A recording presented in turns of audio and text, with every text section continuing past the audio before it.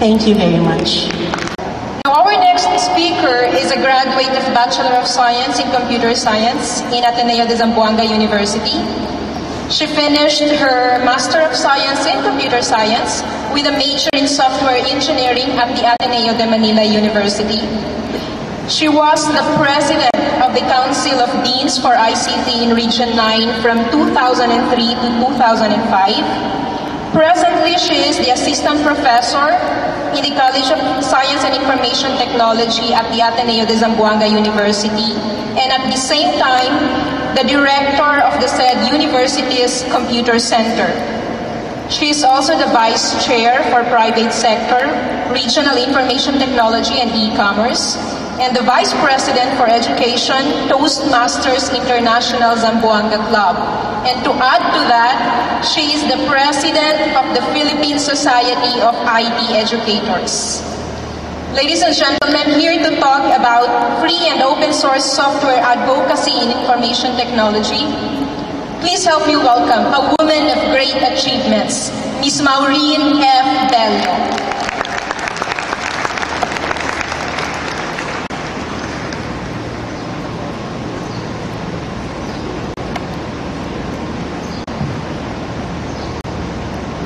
Thank you for that very kind introduction. Director Yanga, Director Manzano, Director Teresa Camba, Engineer Olegario, fellow colleagues, advocators, students, a pleasant morning to all. Software freedom for all is the principle why International Open Source Network was initiated by the United Nations Asia-Pacific Development Information Program. It all began in an artificial intelligence laboratory in MIT, where the first GNU was born. This was a result of students who were encouraged to tinker and experiment freely in coming up with innovative solutions. Academic freedom and the open dissemination of knowledge and information became the philosophy of what we now call open source or free software. After a decade of advocacy, open source applications have made a long way and have proven in many ways to be more robust and reliable than proprietary applications. There is no question about it. Corporations who adopted open source applications can manifest this. Around the globe, the interest in free and open source software is growing rapidly. Clear indications show that the use of free open source software in government, industry, and other institutions is also increasing. This is especially true in developing countries, although more challenges have to be faced due to institutional resources and IT infrastructures being scarce. Implementation or the adoption is further hampered in countries where open source technologies are underdeveloped. In the Philippines alone, much has been initiated to promote the use of open source. Governments are creating policies to promote its use. Businesses are recognizing its potential, and various sectors are giving increasing attention to the opportunity it presents. Our previous speakers have mentioned many efforts in the government initiated and some of the roles academic institutions played to respond to these challenges. We are in the right track, but still there are 80% of the task to be done. To bridge the digital divide using free and open source software, there will be a need for more graduates and professionals to be more familiar with free and open source software. A concerted effort is necessary to ensure the use of free and open source software in our IT curriculum, wherever possible. It is important that students be exposed not only to proprietary software, but also be given the opportunity to use a wider array of open source applications. In the past 3 years, however, we have seen barriers slowly diminishing. The community of free and open source software has expanded. Open source software became more responsive and friendly to the needs of non-technical users. Many advocacy developments happened. Recently, Philippine canonical representatives traveled to Asia to increase awareness for Ubuntu, introduce Ubuntu to governments, hardware providers, and system builders across the region, and to meet fellow members of the Ubuntu local communities. More organizations have been formed, like the Philippine Linux Users Group, that has a mailing list and links to various Philippine Linux and free open source software resources. There's the Pampanga Open Source Exchange, a budding community of open source software users, developers, and enthusiasts within and around the province of Pampanga, Philippines. There is the ISCA Linux Users Group, or ILUG. It aims to bind Linux users and advocates across the various campuses of the University of the Philippines. The University of the Philippines Linux Users Group, or the UNPLUG, is a duly recognized student organization dedicated in advocating free and open source software and its philosophy. Last but not the least, there is the Davao Web GNU Incorporated. It is a non-stock, non-profit organization registered with the Philippine Security and Exchange Commission, and its primary objective is to provide its members a venue for technical growth in open source computing technologies. In Zamboanga, there is still advocators, and I hope we will also have something of an organization that will promote and get together all our fellow educators. In the academe, they have also started offering free and open source software. There is the Blue Point Institute of Higher Technology Foundation. This is a non-profit open source technologies education and development center that provides formal cutting-edge training on the Linux operating system and other open source technologies. It is the first institution in the Philippines that focuses on open source technologies. There is also the TRI Global Computer Training Center, which offers end-user courses for free and open source software like Ubuntu, OpenOffice Writer, Impress, and others. There are also Philippines commercial companies who started selling free and open source software solutions and services at a reasonable price. There is the Q Linux Solutions Incorporated, whose focus is to promote the use of Linux and open source technology in the day-to-day IT operations of the enterprises in the Philippine IT industry. There is the AVT Information Systems, whose target is more on web development efforts that promotes the use of open source technologies for small and medium-scale enterprises. To date, these organizations are still in its infancy and just started building the network. There is no cause for alarm. We are in the right track. Their strategies are recent and modest in scale, most of which are very much in the formation stage. Free and open source software advocacy is still primarily in evangelism rather than active adoption. Great work has to be done in terms of policies, long-term goals, potentials, implementation, localization, and security. Risk, decisions, and key issues must also be considered to fully benefit from the advantages it promises. Indeed, the impact of free and open source software will be felt in many areas. But it is also in our hands to make everything happen. Thank you very much. At this point in time, I know you guys have been sitting for a long, long time already, especially for those who came here 7:30 and the likes. So we're gonna have a break first before we proceed with the next speaker. Ada. Thank you for your consent to me.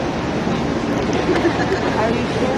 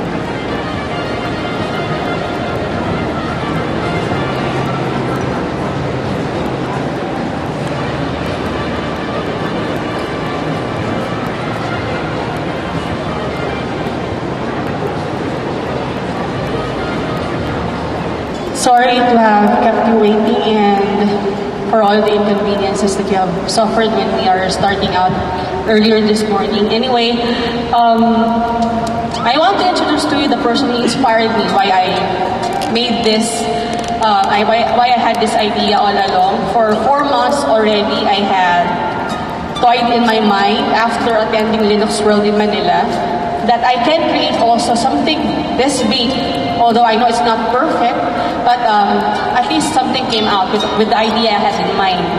So, the person I'll be presenting today gave a video, generously coming from England. He was born September 18, 1973 and is a South African entrepreneur. Mark Shuttleworth was born in Welcome Free State, South Africa as an early space tourist. He was the first African national in space. He currently lives in London and holds dual citizenship of South Africa and Britain. After going to school at Diocesan College, Shuttleworth obtained a business science degree in finance and information systems at the University of Cape Town. Shuttleworth gained worldwide fame on April 25, 2002 as a civilian cosmonaut aboard the Russian Soyuz TM-34 mission, paying approximately $20 million for that event only. 2 days later, the Soyuz spacecraft arrived at the International Space Station, where he spent 8 days participating in experiments related to AIDS and genome research. On May 5, he returned to Earth. In order to participate on the flight, Shuttleworth had to undergo 1 year of training and preparation, including 7 months spent in Star City, Moscow. After studying, he went on to found Toad, a company specializing in digital certificates and internet privacy. He sold Toad to U.S. company VeriSign in 1999. I know everybody has, a lot of you are familiar with VeriSign, you may check mark, no? And founded HBD Venture Capital and the Shuttleworth Foundation. In early 2004, he founded the Ubuntu Project, which aims to produce a free, high-quality desktop OS for everybody. I'm pleased to welcome you all. The video he has with us, he gave us, Mr. Mark Shuttleworth.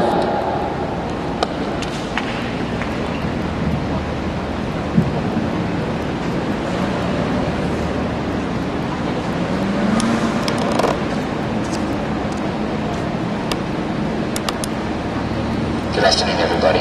I'm sorry that I can't be with you in Zamboanga today. I hope that your conference goes very well. I hope that it's very fruitful and productive. I thought I would share with you just a few thoughts on the power of free software and the way in which free software is changing the world today. Let me start by saying that many people don't realize that free software is in fact quite an old movement. The software that we use today in the open source and free software world has its heritage and its roots in the universities of America in the 1970s. So this process of developing a body of tools, the free software stack, as it were, has been ongoing for 25, nearly 30 years. And as a result, these tools are extremely mature and extremely widely deployed. Free software has a number of extraordinary advantages. The first of those is efficiency. I was able to build a business out of Cape Town, South Africa, as a student.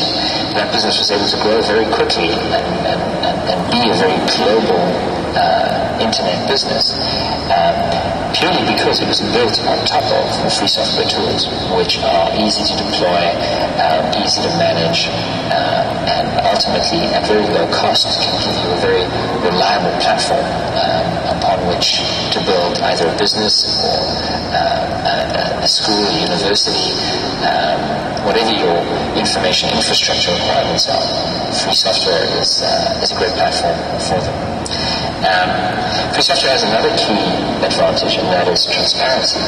The idea that you can genuinely know what your infrastructure looks like, who wrote your infrastructure, how it works, and if there are aspects of that infrastructure that you need customized or which you need to be modified to meet your needs, you can do that yourself. The right to change your software is one of those fundamental differences, fundamental ways in which the free software movement is changing the technology industry.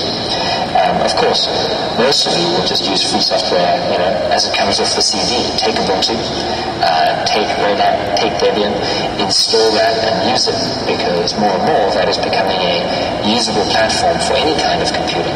But if you want to, the ability and the right to modify it is extraordinarily useful and extraordinarily powerful. I think one of the key challenges facing us globally today with the adoption of free software is the creation of skills and skills development. So I want you to urge you in your planning and in your thinking around free software to make skills development the centerpiece of your strategy over the next 2 or 3 years.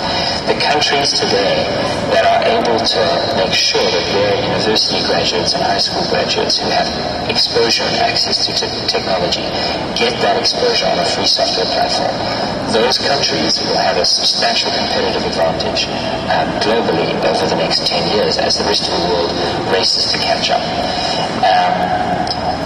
The huge advantage we have is that the free software platform is ideally suited for skills development, for use in universities and colleges and schools, because it is legal to share the software at the same time as you share the knowledge as to how to use the software.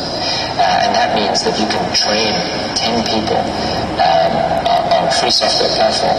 They can then take that free software platform and they themselves can train another 10 people and share the platform with them. This is why free software has spread so quickly around the world. And it's also your key advantage in planning a skills development strategy. So I hope that your conference is exciting and fun and productive. Again, I'm sorry I can't be there, but I hope you have a great time and that it is valuable for all of you. Thank you. Ladies and gentlemen, I hope you were able to feel his presence. The founder of the Ubuntu project, Mr. Mark Shuttleworth. At this point, ladies and gentlemen, since we started this morning, we've been hearing the word Linux and a lot more technical terms. But then there might be questions. Me, for one, I really do have a lot of questions inside my mind as to what Linux really is, and is it going to be safe if we're going to migrate from Windows to Linux and all these things. Now, the next speaker, ladies and gentlemen, will be clearing out all the misconceptions and every other questions that you have in your mind. But to properly introduce him, may I have this one? Our next speaker, ladies and gentlemen, is a computer science graduate from UP and is currently an independent free software consultant focusing on software development, networking, and free software, as well as the secretary and one of the board of directors of the Philippine Linux Users Group, or the PLUG. Current affiliations include the Philippine Linux Users Group and the UP Vanguard Incorporated. He also teaches computer science courses at Asia Pacific College and teaching subjects such as programming concepts, data communications, and operating systems design. Python is currently the language he employs mostly on commercial deployments. Ladies and gentlemen, please help me welcome the core speaker of this morning's conference. We have with us this morning Mr. Paolo Alexis Falcone.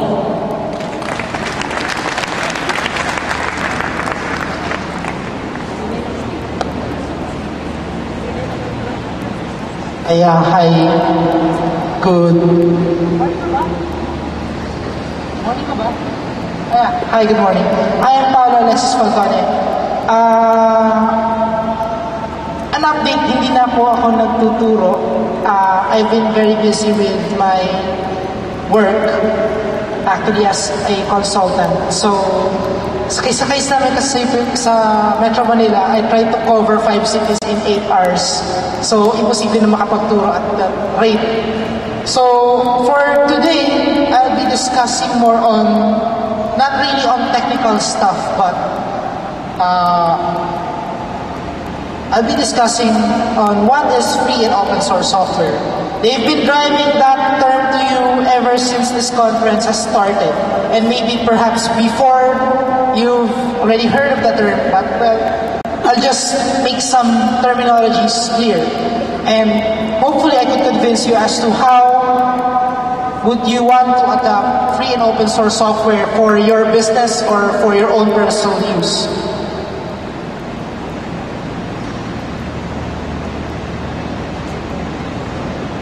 Okay, so why free and open source software? So the outline of my presentation goes like this. So I'll first give an overview, then a couple of definitions, then perhaps try to seduce you to the freedoms offered by Foss. Then the benefits, then we'll just try to do some myth busting. Then hopefully convince you why use Foss. So, if you've seen that banner over there, nakalagay na is taxes, whereas, so what's tax in the first place? Well, that cute little flightless bird symbolizes the Linux operating system. So, it's been the flagship free and open source software lately. Malakas ang press. So let's define first what is Linux. Linux is the kernel often used in the GNU system. It is an operating system in the strictest definition. The program that allocates the machine's resources to the other programs that you run. For sino dito yung computer science students, graduates, pakitaas yung kamay. Sino galing sa computer science dito? Wala? Lucky for you people na hindi kayo taga-comsci. Hindi kayo na-subject sa ganitong definition ng strictest sense ng OS. So, sa case kasi ng operating system, like tinuturo ko nung nasa Asia Pacific College ako, we've defined operating system as an invisible component sa computer. Basically, ang ginagawa ng OS is hindi siyang program, wala siyang web browser, anything. Hinahayaan lang niyang mapadali ang buhay ng programmer na gamitin mo yung hardware ng computer mo. Yun lang ang OS. And that's just what Linux is. It's a kernel. However, popular usage of the term encompassed Linux together with the other free and open source software that comes bundled with what the vendors usually distribute to you. So, yung mga distributions like Ubuntu, Debian, Red Hat, Fedora Core, SUSE, Novell, and Gentoo, and a lot more, they call themselves operating system distributions or Linux distributions. So, yun yung Linux. Then, let's define what is free software. Yung free software dito is, let's not define it na free as in gratis. So, we'll restrict yung term na free to free as in libre, liberating, malaya. So, free software is a matter of liberty and not price. If you'll check your dictionary, mas maraming definitions ng free na nakatali siya to the word or to the term na malaya instead of yung free na libre. Isa lang yun eh. To understand the concept, you should think of free as in free speech and not free beer. So, free speech, malaya kang nakapagsalita ko ano yung nais mong sabihin sa iba. Hindi yung libre na hindi ka nagbabayad. Free software has been available as a term starting in 1984. Ang nagpasimula ng concept na to si Richard Stallman. He was a former programmer in the Massachusetts Institute of Technology. Tapos, paraan niya itong free software to rebel against the system.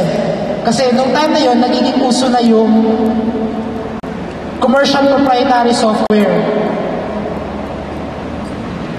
Now, what is open source software? In 1998, dahil for the past decade, hindi pa rin nagsasucceed yung free software that carries an ideology. Some people concentrated instead on advocating the technical merits of the methodology of free software. So, open source. Open source software generally denotes that the source code of the computer program is, well, open to study. So, ibig sabihin nito, yung code o yung blueprints ng mga program ninyo ay available para kopyahin, gamitin, at kung technically adept ka, you could redistribute the software.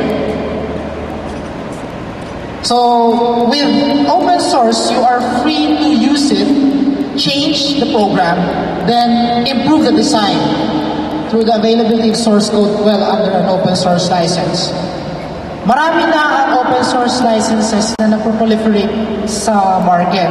But the most popular one is the GNU General Public License.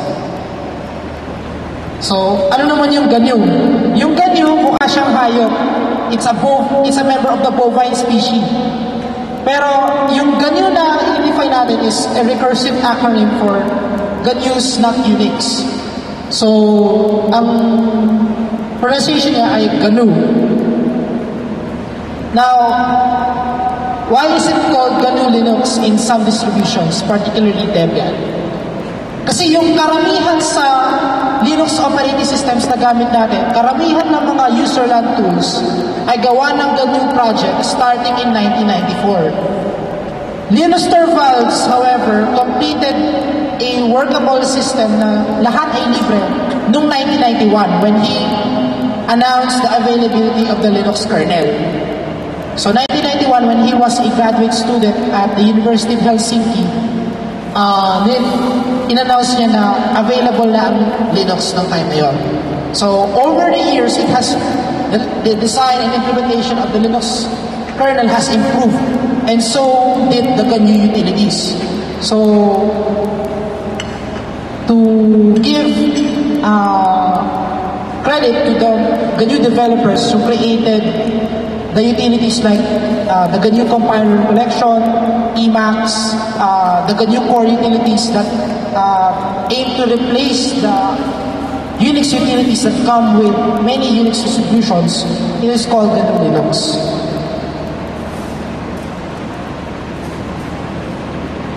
Before we proceed to myth busting, i-define natin kung ano yung public domain software na yan. Public domain software is a category of software that is not copyrighted and offered for public use. So, for example, gumawa ako ng program, hindi ko nilagay yung pangalan ko, tapos in-offer ko, anyone can use this. That's public domain. Ibig sabihin nun, I do not assert copyright over the particular work of art or piece of code. Then what is proprietary software? Proprietary software is software that is not free. Free as in freedom. So its use, redistribution, or modification is prohibited in most cases, or requires you to ask for permission, or it is restricted so much that you could effectively cannot do it freely. So, example nitong mga proprietary software would include, for example, yung Microsoft Windows, yung Adobe Photoshop. While some software can be freely given, yung code na available, code ng mga programming, yung programming code ng mga software na ito ay hindi libre. You can even get it from Microsoft by paying $100. No. You'll have, parang tinatago nila yun. They classify it as a trade secret. Most proprietary software, ganito ang sistema nila. What is freeware? Ang freeware naman, well, freely available. For example, yung some cases ng mga programs na pwede mo siyang kopyahin, pero it doesn't come with source code available. So it's free. On the other hand, yung shareware naman, it comes with permission for people to redistribute copies, but it says that anyone who continues to use a copy is required to pay a license fee. For example, yung WinZip, yan, that is shareware. Kasi diba, after 30 days nag-expire, sasabihin niya, please register. Okay, so next will be, what is commercial software? So, using the strict definition of the term commercial, ito yung software that is developed and marketed by a business to make money from the use of the software. So, ang commercial software ay hindi lang proprietary. Pwede rin yung free software mo, na open source software, it can also be commercial in use. So, you could have free and open source software that is commercial, then you could have proprietary software which is commercial. So, we'll define that later. Now, whether commercial or not, maraming in-offer na freedoms ang free and open source software. Kasi primarily, it's more about freedom. Although, mamaya, i-discuss naman natin yung mga technical merits of the free and open source software methodology. The first freedom offered by Foss is the freedom to run the program for any purpose. So, kahit bata ka, matanda, or even kahit ano man yung affiliation mo sa buhay, you could run this program. So, walang discrimination. Hindi ka i-discriminate dahil hindi ka doktor, hindi ka inhinyero. You could use the program. That's the first freedom offered by Foss. The second freedom is the freedom to study how the program works and adapt it to your needs. So, given yung source code ng program, assuming na alam mo paano gamitin yung source code, para for example, kung engineer ka, binigyan ka ng blueprints ng bahay, alam mo paano pwede mo pag-aralan.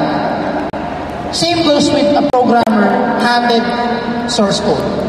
So, given the source code, anyone who has knowledge of the program, of how a program works, can modify it to their needs.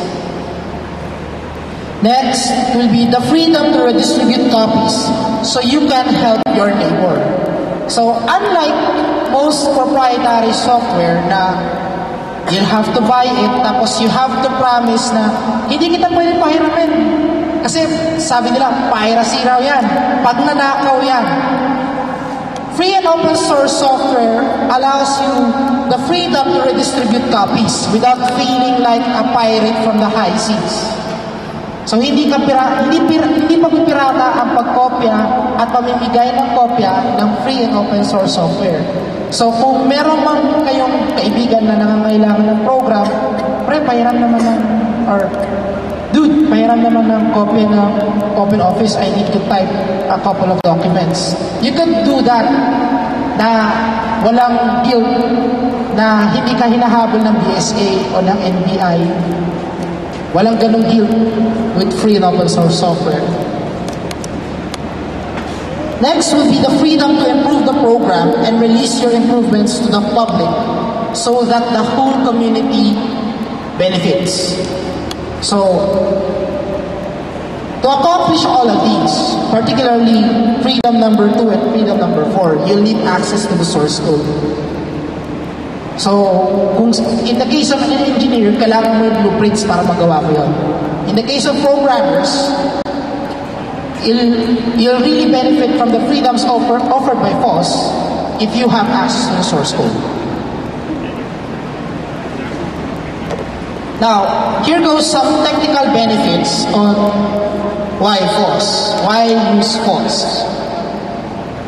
For instance, most Foss programs, particularly the mature ones, would offer increased reliability over its commercial or proprietary counterparts.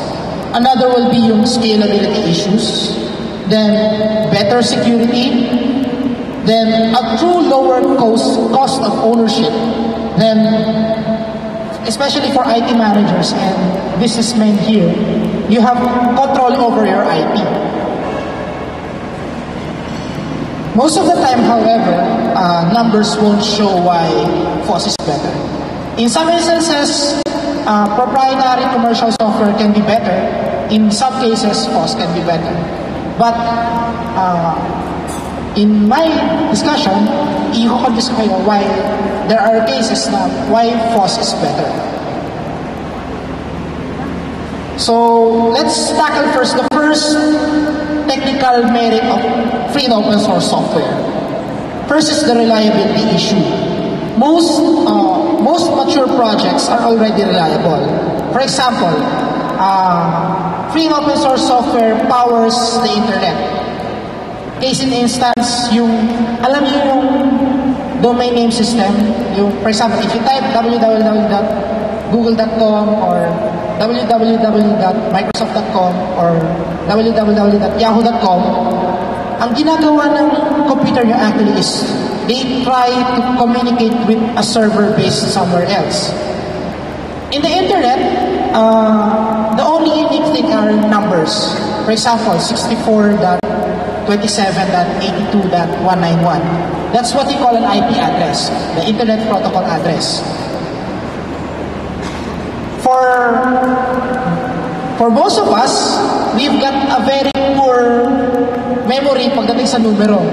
Kasi for example, sa case natin, hindi natin kabisado sa cellphone natin yung mga numero ng mga kaibigan natin.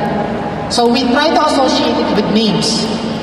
Same goes also with internet names. Kaya merong tinatawag na domain name system. Yung mga .com, .org, .net. Guess what? Most of the domain name services in the internet is powered by free and open source software.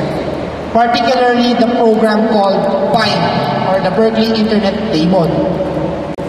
Another is yung SendMail. SendMail is the email program that is used by 60% of companies worldwide. Yung mga websites na makikita nyo in the internet are usually powered by the Apache software or the Apache HTTP software. Its market share is already at 63%. So most websites run Apache, which is free and open source. So given the mature na ang isang open source software, you could say that it's well tested. So most open source software is well tested. Then stable na rin, particularly the mature ones. Then given the availability of source code, anyone who has the skill can review it. So merong peer review. For college students here as well as those who are taking their masters, most of your work will be peer reviewed, either by your colleagues in the faculty or sa case ng mga estudyante, mga college students. For example, you're working on an assignment, it is best na merong peer review, particularly from a peer that knows a lot. Then, given yung reliability, it is widely adopted and deployed. As mentioned earlier, Foss powers the internet. Widely deployed siya in the internet. Then, dahil reliable siya, you can expect very minimal downtimes. When was the last time that you saw Yahoo.com go down? Or Google.com go down? No. They don't go down. That's because what they use is very reliable. And there have been studies in the past, particularly done by the University of Wisconsin, yung Foss na project. They've evaluated the reliability of free and open source software compared to their commercial proprietary counterparts and found an astounding discovery that most free and open source software are really very robust. That's probably because it's been available for so many people that they could hack on the source code and improve the source. Next is the scalability issue of Foss. So, how many platforms do you think Microsoft Windows runs on? Any idea? Actually, Microsoft Windows would run on 2 platforms only. It would run on your Intel-compatible PC or an AMD 64, yung mga Athlon 64 or mga bagong Pentium 4. That's where Windows can only run. The Pocket PC is another case. It's a totally different operating system. It's not really related to Microsoft Windows, but it uses the same API anyway. On the other hand, Linux runs on your common PC. It runs on your Linksys wireless router. It will run on your Motorola Razr phone. It has also been used extensively in the supercomputer department, particularly Big Blue. Then Linux will also be used as the operating system for the upcoming PlayStation 3. So it's a testament on how Linux scales. So it could scale from embedded to supercomputers. Then Linux can also run on a myriad of hardware configurations. So kahit lumang computer yan, you could reuse it if you're using Foss. So magiging usable siya.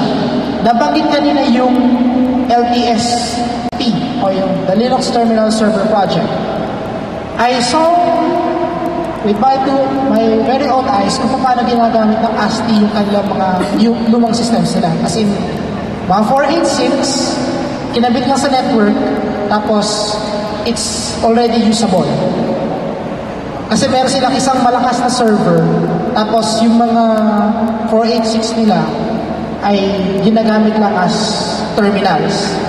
And, well, they don't need to buy new computers for their 200-person staff sa Quezon City.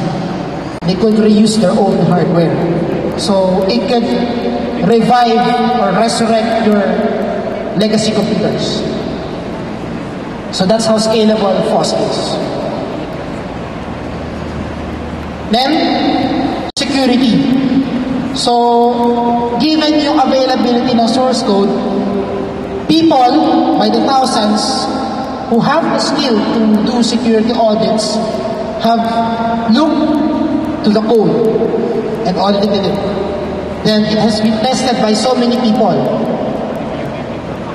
Then, given the availability of source code, kung meron mong vulnerabilities, mabilis na maaayos. Then, most Foss software are immune to viruses. So, most, given yung design ng Unix operating system, they have been immune for viruses for so long. Most Linux-based viruses and Unix-based viruses are only done in the laboratory. And the most that they could do is damage an ignorant user's own files. They do not destroy the whole system. Unlike some popular operating system hailing from Redmond, Washington, na parang virus taxi. Then it also avoids the security risk of monocultures. Has anyone done some history dito? Sino sa inyo nakapag-aral kung bakit nag-immigrate yung mga Irish to New York in the first half of the 20th century? Any idea? In the first half of the 20th century, nagkaroon ng tinatawag na potato blight sa Ireland. Kasi ang ginagawa lang ng mga Irish noon, they only plant potatoes. Isang brand lang ng patatas. However, dahil nagkaroon ng sakit na inaapektuhan yung mga patatas, namatay lang ng patatas doon. So, dahil sa paggutom, they have to immigrate from Ireland to America. The disturbing fact is, most people are using Windows. In a sense na, they all use the same version, they all use the same programs. So, monoculture talaga nangyayari. So, kung ano man yung virus na pwedeng tumama sa isang Windows-based machine, sigurado apektado ka. So, with free and open source software, given the varieties of hardware and software combinations, you could avoid the security risk brought about by a monoculture of software. Next will be, security via obscurity does not work.